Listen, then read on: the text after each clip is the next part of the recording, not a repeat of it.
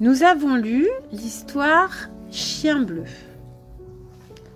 Est-ce qu'on pourrait commencer d'abord par résumer l'histoire? Je t'écoute. L'histoire commence par une fille qui rencontre un chien bleu. Et plus tard, le chien bleu vient dans sa chambre.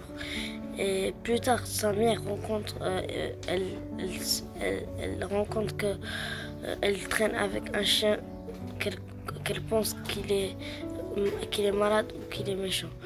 Et après, la fille, elle est triste, mais un jour, pour enlever son chagrin, sa mère l'amène faire un pique-nique dans les bois.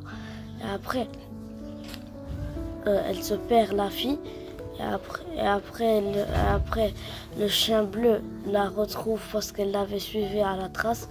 Et après, il a dit qu'elle dort dans la caverne. Et après, il y a une panthère, l'esprit des bois. Elle a pris le corps d'une panthère. Et après, le chien bleu s'est battu avec elle jusqu'à le matin. Elle a dit laisse-moi partir, laisse-moi partir. Donc, ce chien bleu, il est ami avec la petite fille? Il est ami avec la petite fille. Ouais, c'est-à-dire, explique-moi. Parce qu'il lui a, au début de l'histoire, elle lui a donné un biscuit. Ah, d'accord, donc ils sont devenus amis. Mais pourquoi on a dit à un moment elle est triste, la petite fille? Qu'est-ce qui s'est passé? Pourquoi elle est triste? Parce qu'elle ne peut plus voir le chien bleu. Sa mère lui a dit soit il est méchant, soit il est malade. Et pourquoi elle pense ça, la maman? Parce que le chien, sa peau, elle est bleue. Et ses poils sont bleus? Oui. Et c'est bizarre, c'est ça? Ah, voilà, c'est bizarre. Donc la petite fille part dans la forêt. Et qu'est-ce qui lui arrive, en fait, dans la forêt? Il se perd. Ah, elle se perd. Et que se passe-t-il, alors? Et la fille, elle part dans la forêt et lui cherche. Elle cherche qui? Elle cherche le chien bleu. Elle aimerait bien que le chien bleu vienne la sauver. Et c'est ce qu'il fait, il vient la sauver. Oui. Mais est-ce que là, tout de suite, il la ramène chez elle? Non. Non, il se passe quoi dans la forêt? Oui. Il y a une panthère qui vient, la fille elle dort, et puis le chien bleu il l'a sauvée. Il sauve la petite fille de la panthère. Mais c'est qui cette panthère? Dis. C'est l'esprit des bois. C'est l'esprit des bois qui s'est transformé en panthère? Oui. D'accord. Et puis finalement, donc il la sauve, et ensuite, qu'est-ce qui se passe? Et puis, quand il bat l'esprit des bois, il ramène Charlotte à la maison. Sa maman est très contente et lui dit qu'elle peut garder le chien. D'accord. Donc maintenant, dans notre atelier philo, est-ce que c'est facile de vivre avec les autres? Pour chien bleu, est-ce que c'est facile? Non, pour chien bleu, c'est pas facile parce que les gens ils croient qu'il est malade parce qu'il est bleu. C'est pas, voilà, c'est pour eux, c'est pas normal qu'il soit bleu. Mais pourtant, il y a quelqu'un qui l'aime bien, malgré le fait qu'il soit bleu. Qui l'aime bien quand même, dès le début de l'histoire? Charlotte. Charlotte, voilà, la petite fille. Par contre, ses parents, les adultes, non, eux, ils ne veulent pas de ce chien bleu. À quel moment dans l'histoire, la vie, pour chien bleu, devient plus facile? Plus facile parce qu'ils se sont amis, il l'a sauvé, quoi. Parce que des fois, dans la vie, peut-être un chien peut être vacciné ou pas vacciné. Oui, il y a ça. Mais là, qu'est-ce qui fait que les parents sont d'accord pour finalement adopter ce chien bleu? Parce que ils ont vu qu'il a récupéré la fille, il l'a sauvée, il s'est battu. D'accord. Juste pour elle. Chien bleu, le fait qu'il soit bleu, ça dérange les parents. Et ça nous a fait penser à quelque chose. Ça nous a fait penser à Azur et Esmar parce que Esmar il a les yeux bleus. Et qu'est-ce qui se passe dans Azur et Asmar avec ses yeux bleus? Parce que quand il voit Azur avec les yeux bleus, et ils disent que les yeux bleus ça porte malheur et les chats noirs. D'accord. Le fait d'être bleu, comme le chien bleu, ou d'avoir des yeux bleus, comme Azur, ça rend les gens méfiants. Est-ce qu'il faut être confiant ou qu'il faut être méfiant dans la vie? Avec qui? Avec les gens qui sont différents de nous. C'est mieux de changer d'avis parce que tu ne sais jamais si les autres peuvent être bien ou mal. Après, tu peux regretter. Donc la question, ça serait quoi?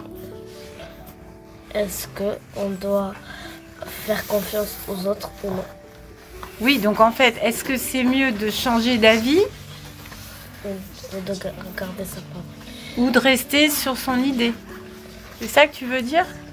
Parce que là, les parents de Charlotte, ils ont changé d'avis. Oui. C'est-à-dire, explique-nous. Ils ont changé d'avis parce que le chien bleu a sauvé leur fille et ils pensaient que chien bleu, c'était quelqu'un de mauvais, il n'était pas bleu. D'accord, donc finalement, ils ont changé d'avis. Ils n'ont pas gardé leur idée du début. Oui. Quand il est méchant, il peut espérer de changer ou de pas changer. Donc la question, c'est quoi? C'est quand quelqu'un est méchant, c'est quoi en fait cette question? Quand il est méchant, il peut changer d'avis et il peut être sage ou il ne peut pas être sage. Et alors, donc soit on lui fait confiance, on lui donne sa chance, c'est ça? Oui. Et sinon, c'est quoi l'autre solution? La solution, il ne veut pas, on le laisse. C'est On ne veut pas, on le laisse. on le laisse, on le met de côté. Oui. D'accord, donc quand quelqu'un n'a pas un bon comportement, On la laisse. question qu'on se pose, c'est est-ce qu'il va pouvoir changer? Peut-être on peut l'aider. Ou bien est-ce qu'il ne changera pas et on le met de côté? C'est ça? Oui. D'accord.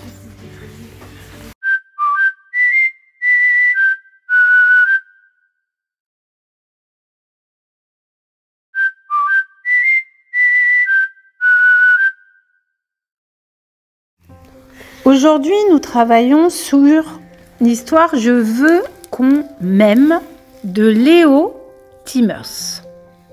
Petit résumé de l'histoire.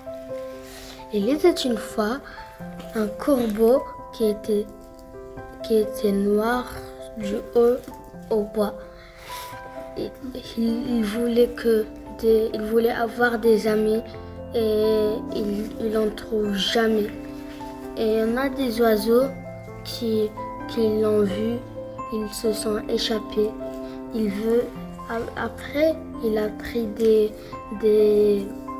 du peinture et il s'est peint pour devenir comme les trois oiseaux. Mais les trois oiseaux ont déjà s'enfuit à chaque fois qu'il se peint. Donc, il a pleuré et toute la peinture est partie. Toute la peinture est partie. Ils sont venus encore. Ils ont dit, ils sont partis les autres. Il a dit, c'est moi qui les a chassés. Et ils deviennent amis. Et c'est le corbeau qui vient, le héros des trois autres. Le problème du corbeau est alors que il est si noir et si grand qu'il n'a jamais d'amis. Alors, quand, par exemple, il va voir des petits oiseaux qui, eux, sont amis entre eux, il leur fait tellement peur avec toutes ses plumes toutes noires et sa taille disproportionnée qu'il s'enfuit. Il essaie alors de leur ressembler en se teintant de couleurs joyeuses comme eux, mais il leur fait toujours peur. Le problème des petits oiseaux, c'est qu'ils ont peur. Est-ce qu'on doit se méfier des gens ou leur faire confiance? Qu'on doit tout faire pour ressembler aux autres ou on s'accepte? Il faut mentir pour se mettre dans une situation meilleure. Est-ce qu'on doit toujours dire la vérité ou mentir?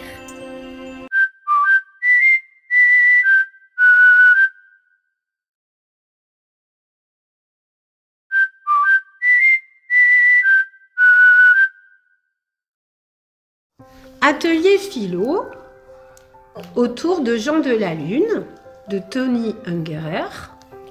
Et la question qu'on s'est posée, c'est: est-ce que c'est facile de vivre avec les autres? Tout d'abord, on raconte rapidement l'histoire. Yaria. C'est l'histoire d'un lunaire qui vit sur la Lune. Et grâce à une comète, il est venu sur la Terre et les gens croyaient qu'il était un monstre. Ils l'ont mis en prison et dès qu'il a été sur son dernier quartier de l'île, il a réussi à s'échapper et après il est parti au carnaval. Les policiers ils l'ont retrouvé, mais il courait plus vite qu'eux. Il est arrivé dans la maison, dans le château d'un scientifique et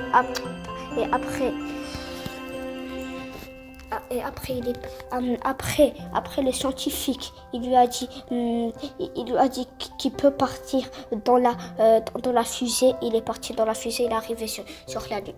Tout à fait. Alors maintenant, la question qu'on peut se poser, c'est, eh bien, pour Jean de la Lune, est-ce que c'est facile de vivre avec les autres? Marjouba.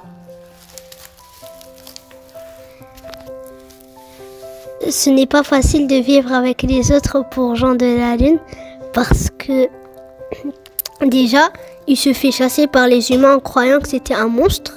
Mais en vérité, lui, il ne voulait pas faire de mal aux êtres humains. Après, on le jette en prison. Ouais, donc ça prouve que c'est vraiment pas facile pour lui. Qu'est-ce qui dérange les humains? Pourquoi est-ce que les humains ne l'apprécient pas, Mohamed Marmoud? Les humains ne l'apprécient pas parce que il a pas la même tête qu'eux et pas la même couleur de peau.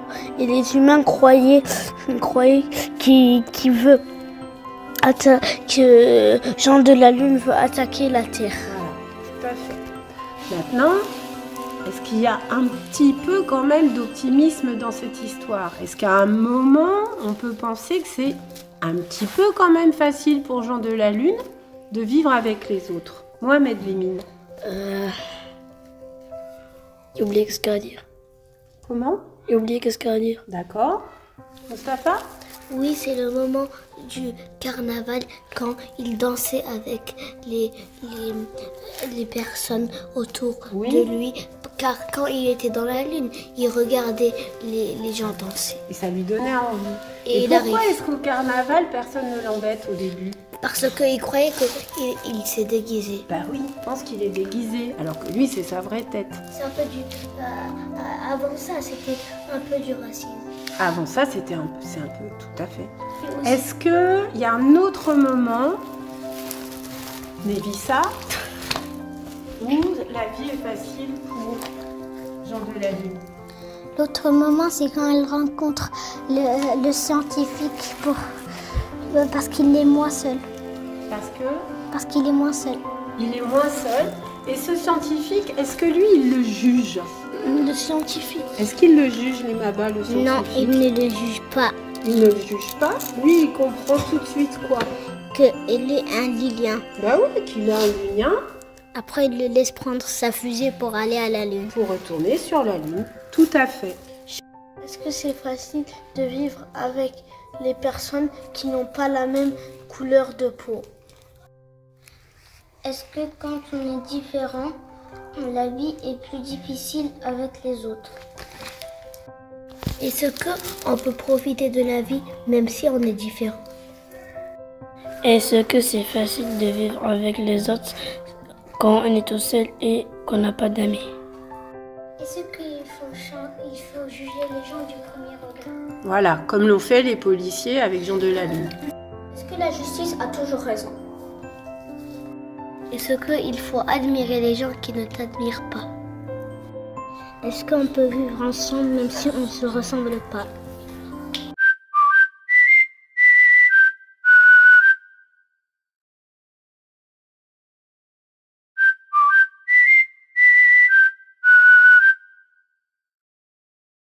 Atelier philo. à partir du texte La brouille de Claude Boujon.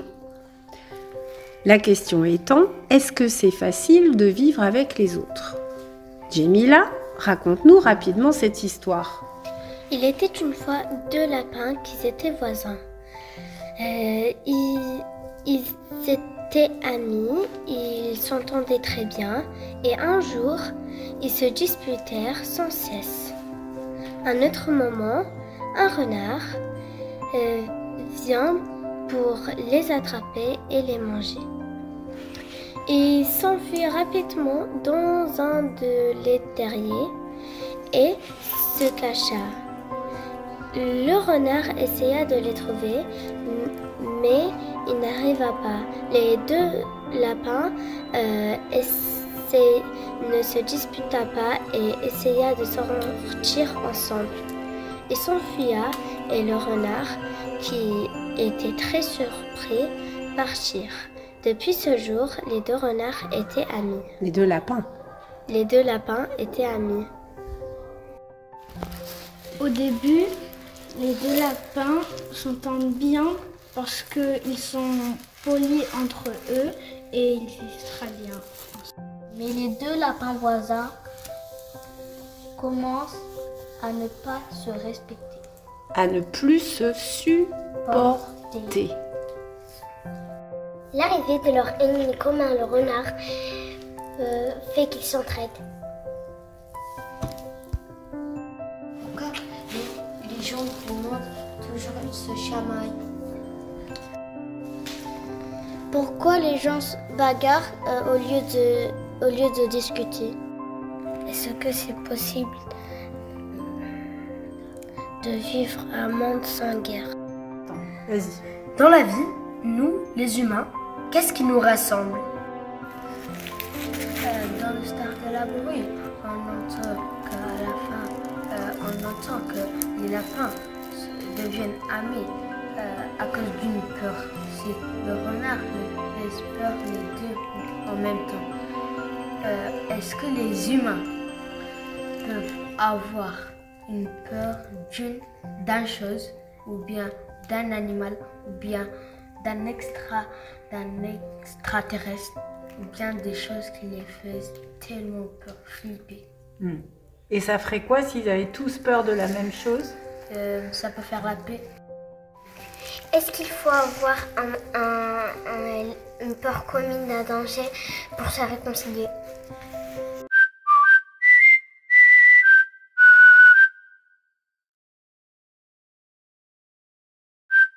Atelier philo, la petite casserole d'Anatole d'Isabelle Carrier.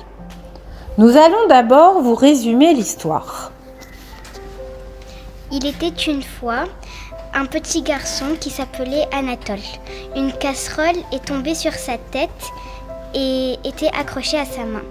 Tout le monde le regardait bizarrement et une mère avec son fils lui dit « Ne le regarde pas, il est bizarre ». À chaque fois qu'il monte l'échelle, ça fait des bruits et tout le monde l'aime pas. Heureusement, une femme l'aide à utiliser sa casserole, que ça peut faire du tennis, ou ça peut boucher des trous, et elle le donne une sacoche, et aussi il peut aussi la peindre, et maintenant tout le monde apprécie Anatole. Quel est donc le problème d'Anatole au début de l'histoire? Au début de l'histoire, le problème d'Anatole, c'est que sa casserole le gêne. À chaque fois qu'il traverse les forêts, soit il se coince dans des trous, ou soit des chiens ils viennent et courent sa casserole. Et puis les gens le regardent bizarrement, comme s'il avait quelque chose sur lui. Et quel est le problème des gens qui entourent Anatole? Le problème des gens qui entourent Anatole, c'est que ils le regardent bizarrement. Il fait comme si il était un monstre, et ils disent à leurs enfants qu'ils ne le regardent pas Il y a une femme qui arrive à la fin de l'histoire. Et qu'est-ce qui se passe alors? Elle l'aide à utiliser son casserole. Elle aimait son casserole. À aimer sa casserole. Finalement, cette casserole d'Anatole, symboliquement, ça représenterait quoi? Le handicap, être muet, avoir la main cassée.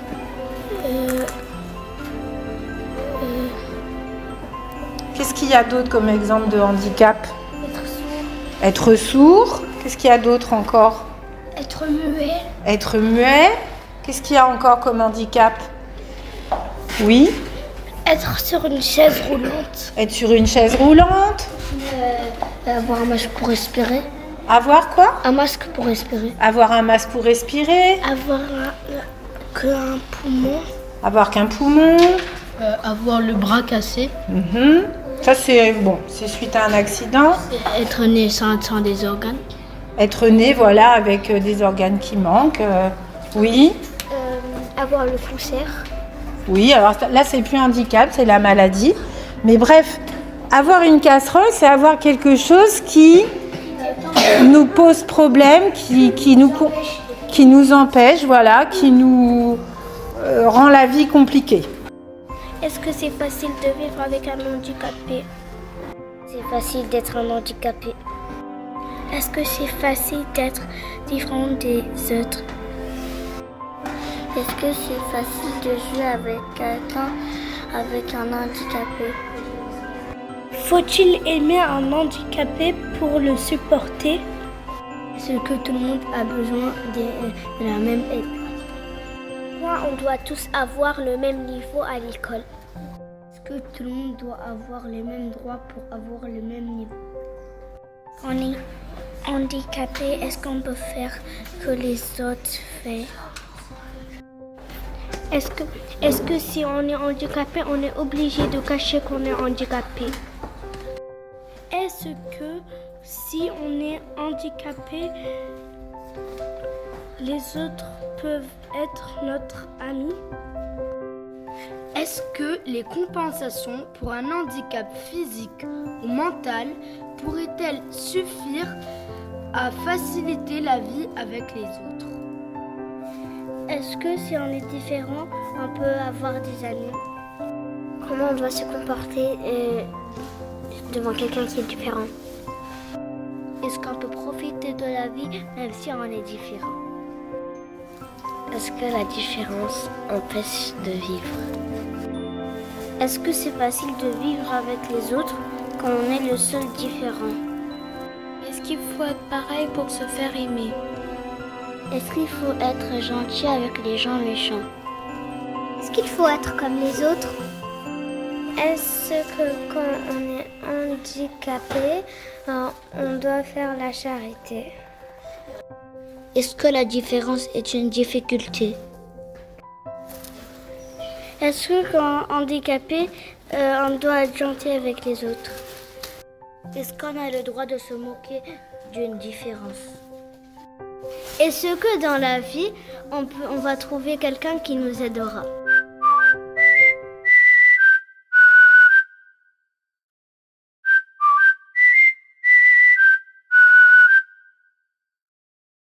Atelier philo. Aujourd'hui, nous travaillons sur le texte d'Anaïs Vaugelade, Le déjeuner de la petite ogresse. Tout d'abord, résumons l'histoire. Le déjeuner de la petite ogresse, c'est une petite fille qui n'a pas de parents et tous les mercredis, elle s'en va dans la forêt chasser des enfants pour le dimanche. Pour les manger le dimanche. Et elle les assaisonne chaque jour et jusqu'au dimanche. Et un jour, il y a un enfant qui n'a pas le même comportement, il a un comportement inhabituel et la petite ogresse décide de ne pas le manger. Elle ne veut pas le manger parce qu'ils sont devenus amis. Et après, elle est tombée malade parce qu'elle ne voulait pas le manger. Et puis le garçon il est parti vu qu'elle a essayé de le manger, il avait peur. Il avait peur et comme c'est une petite ogresse, c'est dans sa nature de manger les enfants. Elle n'a pas le choix. Sinon, elle meurt. Donc lui, il est parti. Mais des années plus tard, le petit garçon est revenu chez la petite ogresse. Ils se sont mariés et ont eu des enfants. Le problème de la petite ogresse, c'est qu'en fait, elle n'a pas de parents et avant que le petit garçon y vienne, elle n'avait pas d'amis non plus. Alors, elle se sentait un peu seule. Le problème de la petite ogresse, c'est qu'elle doit manger les enfants et son ami. Et donc son ami parce qu'il est un enfant. Pourquoi elle ne mange pas des autres enfants? Parce qu'elle en a assez de manger des enfants et elle a même honte de elle. Et elle peut presque mourir à cause de ça. Mourir de honte? Non, mourir parce qu'elle ne mange pas d'enfants. Oui, donc à la fois, elle ne mange pas d'autres enfants. Pourquoi? Parce qu'elle en a assez. Elle en a assez ou comme cet enfant-là est un ami? Mais c'est un ami, donc elle va pas faire ça parce que sinon elle va plus être son ami. Peut-être, voilà, qu'il risque de plus être son ami. Mais en même temps, tu as dit, elle risque de mourir effectivement parce que c'est dans sa nature de manger les enfants. Si elle n'en mange pas, qu'est-ce qui risque de se passer? Elle meurt. Comme les humains, s'ils ne mangent pas, ils vont mourir. Voilà, c'est ça. C'est ça. Le problème du petit garçon, c'est qu'il veut être ami avec l'ogresse, mais l'ogresse, c'est de sa nature de manger des enfants. Donc si il reste, peut-être elle pourra le manger. Dans cette histoire, la petite ogresse, c'est une petite ogresse. Mais on s'est dit qu'en fait, on pourrait un petit peu comparer ce comportement parfois à celui de certaines personnes, de certains êtres humains. À quoi on a pensé, par exemple, Barjouba? On a pensé que le comportement, si par exemple il y avait un élève qui aurait un comportement d'ogre dans la classe, ça serait quoi par exemple? Par exemple, il serait égoïste, il pensera qu'à lui, il veut contrôler tout ce qui l'entoure. C'est ça. Quoi d'autre comme idée? Faire le chef de classe. Il veut être le chef de classe. Il est écrit. Un peu aigri, tout le temps de mauvaise humeur. En fait, c'est comme un peu du racisme. Là, parce qu'il peut dire à les gens, aux gens, mes amis, c'est seulement tous les gens qui sont comme moi. Ah d'accord, oui, si tu veux. Quelqu'un de très très égoïste. Mais aussi, il peut être méchant avec les autres. Voilà, quelqu'un qui serait vraiment très désagréable avec les autres. Quelqu'un qui veut rien prêter. Qui veut rien prêter. Quelqu'un qui se bagarre. Qui se bagarre. Donc au final, c'est quelqu'un qui ne respecterait pas les règles de quoi? De la classe. De la classe et de la vie ensemble, voilà. De la vie collective. Voilà. La vie, de respecter les règles de la vie ensemble déjà. Est-ce que c'est facile de vivre avec des gens qui ne respectent pas la vie collective? C'est-à-dire la vie collective? Qui ne respectent pas ce qu'on dit, qui ne respectent pas ce qu'on fait. Alors c'est quoi tout ce qu'on dit, tout ce qu'on fait? Voilà, la loi ou les règles tout simplement, les règles de la classe. Que faire avec les gens qui ne respectent pas les règles de la vie? Que faire avec les gens qui ne respectent pas les ordres de la loi? Que faire avec les gens qui mentent, qui volent, qui font mal aux autres? Est-ce qu'on peut pardonner des gens qui ne respectent rien?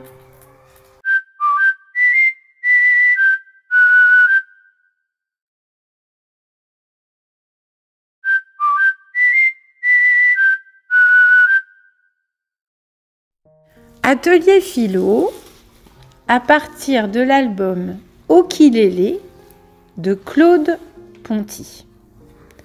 Résumons l'histoire. C'était une histoire là où il y avait quelqu'un qui était laid et les autres le disaient « Oh, qu'il est laid » et il croyait qu'on l'appelait « Oh, qu'il est laid ». Donc il a cru que c'était son nom. Oui. Okilélé. Et après, il avait un comportement bizarre, il faisait des bêtises agaçantes. Et après, ses parents se sont fâchés et son père l'a enfermé sous l'évier et a mis un mur avec des pierres et du béton. Derrière l'évier, Okilele trouve un monde complètement et qui n'était pas comme son monde. Il fait plein d'aventures, rencontre un éléphant, il rencontre beaucoup de choses. Et après, il retourne chez lui et il voit une rivière. Il commence à boire de la rivière et il voit que c'était pas l'eau de la rivière. C'était en fait des larmes. Il part, il suit la rivière parce qu'il savait qu'il y avait un sens.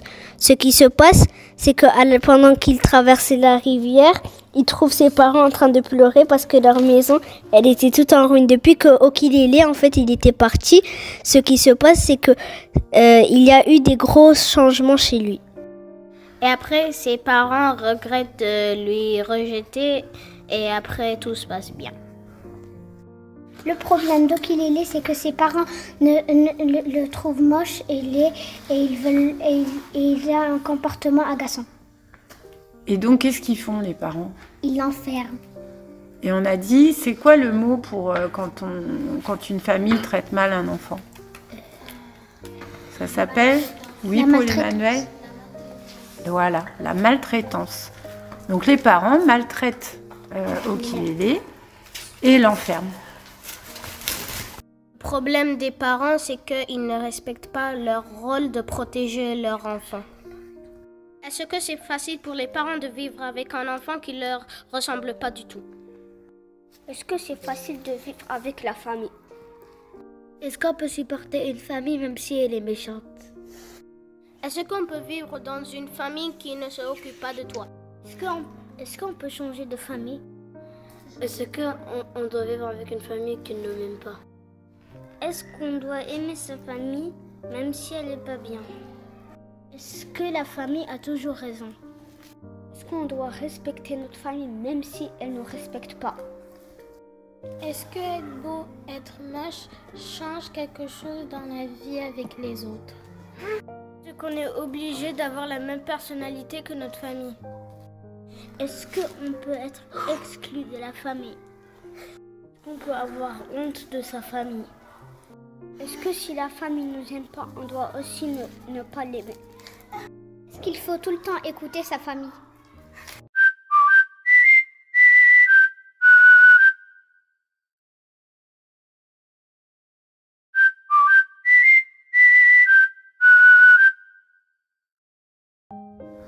Atelier philo, à partir de l'album Rose Bonbon d'Adéla Turin. On va d'abord évidemment résumer l'histoire. Il était une fois une éléphante grise qui s'appelait Pâquerette. Son père l'obligeait à manger des fleurs pas bonnes. Sa mère pleurait tout le temps. Elle n'était pas comme les filles. Elle était grise. Et les filles, elles étaient roses. Au plus d'un moment, elle dit qu'elle allait vivre sa vie toute seule. Elle était dans un enclos. Elle sortit de l'enclos vivre sa vie. Les autres filles la regardaient en lui disant « Elle a la chance ». Elles étaient jalouses. Mais elle est partie, elle a joué, elle est partie vivre sa vie.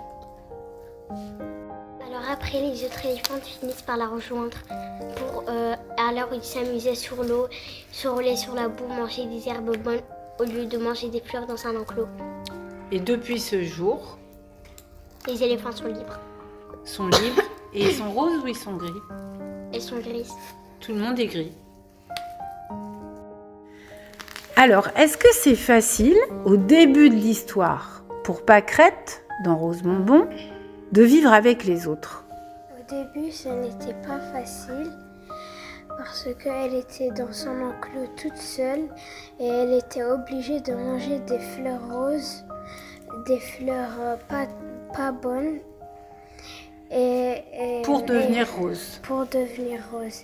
Et son papa la grande et sa maman est toute triste. Voilà. Et donc en fait, cette histoire d'être rose, c'est quoi? Pourquoi est-ce que tout le monde est rose? Pourquoi les éléphantes sont roses? Parce que elles mangent des fleurs et en fait c'est une tradition que les éléphants. Voilà, c'est une tradition. Les éléphantes, elles doivent manger ces fleurs pour être roses. Dans la deuxième partie de l'histoire, ça change. Que se passe-t-il, Daouda? L'éléphant gris est libre parce que Donc Pâquerette, qui n'arrive pas à devenir rose, qui reste grise, qu'est-ce qu'elle décide de faire? il décide de rejoindre les autres éléphants gris. Oui, et pourquoi est-ce que tu penses que alors pour elle la vie est plus facile? Parce que Pourquoi c'est plus facile de vivre avec les éléphants gris? puisqu'il a la même peau que eux. Déjà parce qu'elle est grise avec les éléphants gris, donc elle se sent acceptée, elle se sent comme les autres. Et puis qu'est-ce qu'ils font les éléphants gris? Elle joue avec. Ils jouent. Est-ce que eux ils sont obligés de manger des fleurs pas bonnes du tout? Non. Ils s'amusent beaucoup. Donc elle a retrouvé la liberté et le jeu. C'est ça? Oui. Est-ce que vivre sa vie librement et comme on le veut pourrait mener à être heureux, à vivre de meilleure façon, tout en étant évidemment avec les autres? Est-ce qu'on doit accepter toutes les traditions pour vivre avec les autres? Est-ce qu'on est forcé d'accepter ce que les autres pensent? Est-ce que désobéir le mène à une vie heureuse? Est-ce qu'on peut être libre de penser que ce qu'on veut?